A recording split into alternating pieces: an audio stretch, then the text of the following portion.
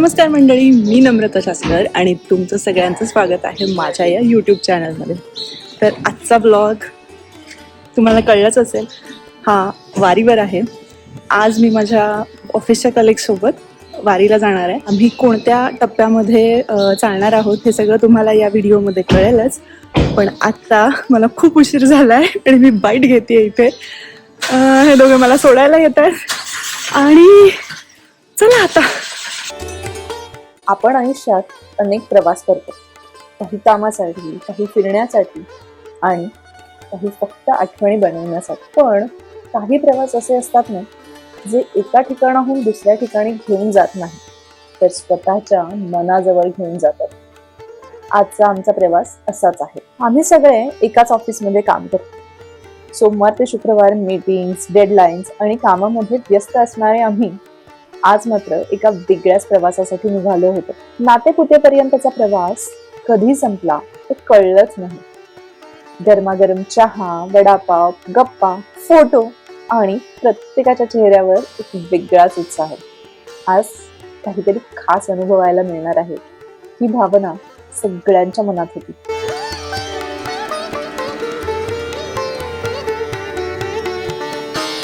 साधारण 3-3.5 तासाचा प्रवास करून आम्ही नातेपुतेला पोहोचलो. आता खरी वारी सुरू होणार होती. नातेपुतेला पोहोचलो आणि वारी सुरू करण्याआधीच आमच्यासाठी एक छोटंसं सरप्राईज तयार होतं. आमच्यातलेच अमोल मोरे हे नातेपुतेचेच. त्यांनी आणि त्यांच्या आईने आमच्या सगळ्यांसाठी घरचे गरमागरम पोहे बनवून आणले होते.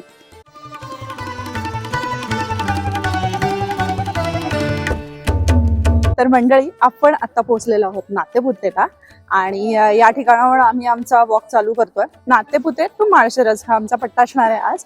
आणि माझ्यासोबत माझ्या ऑफिस मधले सगळे सहकारी आहेत. या पूर्ण प्रवासात मी सगळ्यात जास्त उत्सुक कशासाठी माहिती आहे? अर्थात वारकऱ्यांचे अनुभव ऐकण्यासाठी तर आपण उत्सुक असतोच, पण यावेळी मी माझ्यासोबत असलेल्या सहकाऱ्यांचे अनुभव ऐकण्यासाठी सुद्धा खूप उत्सुक आहे. तर माझ्या टीम मध्ये काही जण असे पण आहेत जे दरवर्षी या वारीला येतात आणि काही जण असे आहेत जे यावर्षी पहिल्यांदा आलेत. पण सगळ्यात आधी मला असं वाटतं सुरुवात आपण अशा व्यक्तीपासून करूयात ज्यांनी ही वारीची परंपरा आमच्या ऑफिस मध्ये सुरू केली. I was very curious, why so many people are, walking for so many kilometers every year. And then I decided just to join this. In 2014, we had a first wari from Pune to Raswat. And then I also started attracting to this wari. So every year, there are many people who are, walking with us, in this wari. And then it has become very famous in Tetra Pak now. So what I should say that the main result of this wari is that if you have faith in life, then you can do anything. So that is what I should say. आणि अखेर पहिलं पाऊल माऊलींच्या वाटेवर पडलं.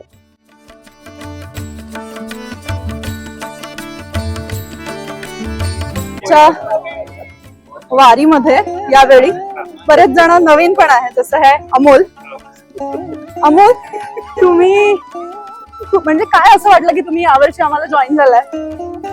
वारीचं आमच्या कुटुंबाला वारीची परंपरा आहे. माझे वडील, माझे आजोबा ऍक्च्युली वारीमध्ये चालायचे.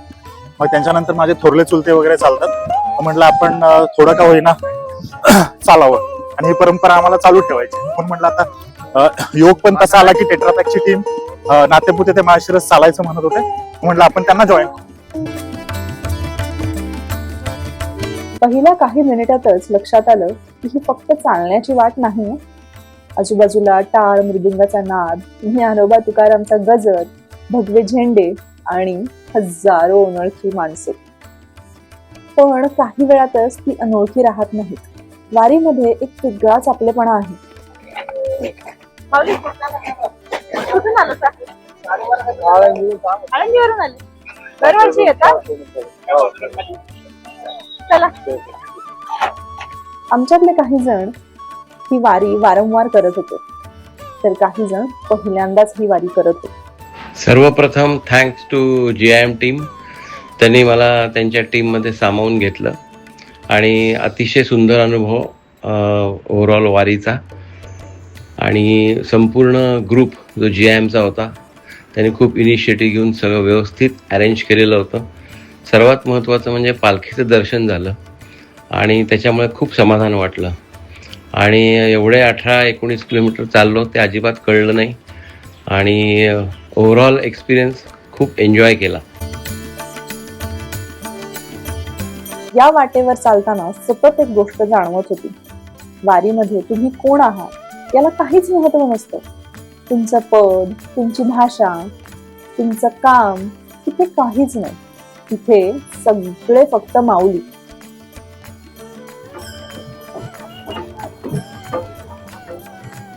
आमच्यासोबत अन्विती ही पहिल्यांदाच वारी करत होती. महाराष्ट्राबाहेरची असूनही तिने हा अनुभव मनापासून स्वीकारला. माझ्यासोबत ना माझी ही एक कलिग आहे, हिचं नाव आहे अन्विती आणि ही महाराष्ट्रीयन नाही आहे पण तरी पण ही वारीमध्ये आली है आज आमच्या सोबत. अन्विती, तुझे क्यों लगा कि तुझे आना चाहिए यहाँ पे? मुझे देखना था कि ग्रुप में कैसे ये एक्टिविटी कर रहे हैं और माहौल कैसा है और कैसे लोग श्रद्धा भाव से इतना ट्रैवल कर पाते हैं. अभी कैसे लग रहा है तुझे? बहुत मजा आ रहा है, वाइब अच्छी आ रही है मुझे. वारीमध्ये मला सर्वात जास्त भावलेली गोष्ट म्हणजे सेवा. रस्त्याच्या दुतर्फा लोक उभे राहून वारकऱ्यांना पाणी देत होते, ताक देत होते, फराळ देत होते, फळांची व्यवस्था केलेली होती. त्यांना या बदल्यात काहीच नको होतं, फक्त एक हात, माऊली. इतक्या निस्वार्थपणे दुसऱ्याचा विचार करणारी माणसं पाहिली की वारी का विशेष आहे याचं उत्तर आपोआप मिळतं.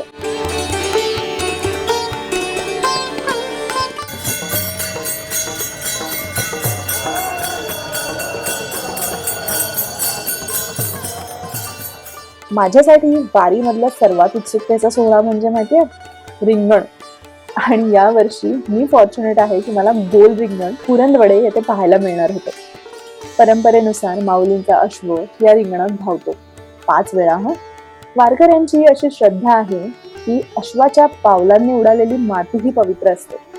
स्वतः ज्ञानेश्वर माऊली त्या अश्वावर स्वार झालेले असतात किंवा ते त्यांचं प्रतीक असतात.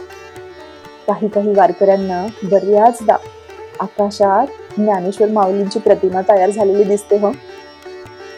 म्हणून अश्व धावू लागला ना की हजारो हात त्या मातीसाठी पुढे सरसावतात. हा सोहळा काहीही मिनिटांचा असतो पण त्या काही मिनिटांत भक्ती, श्रद्धा आणि उत्साहाचं जे रूप दिसतं ना ते आयुष्यभर लक्षात राहतं. रिंगणानंतर सगळ्यांच्या नजरा एका दिशेने लागल्या होत्या कारण आता येणार होती माऊलींची पालखी. हजारो वारकरी शांतपणे उभे होते, वाट पाहत होते. कोणाच्या ओठांवर नामस्मरण, कोणाच्या डोळ्यात आनंदाश्रू. आणि मग ज्ञानोबा तुकारामच्या जयघोषात पालखी समोरून आली. तो क्षण काही सेकंदांचाच होता पण त्या काही सेकंदांनी मन बराच वेळ शांत करून टाकलं. वारी एकदा केली ना की पुन्हा पुन्हा यावंसं वाटतं. अनेक वर्षापासून वारी करणाऱ्या माझ्या सहकाऱ्यांकडून मला हे अनुभव ऐकायचे होते.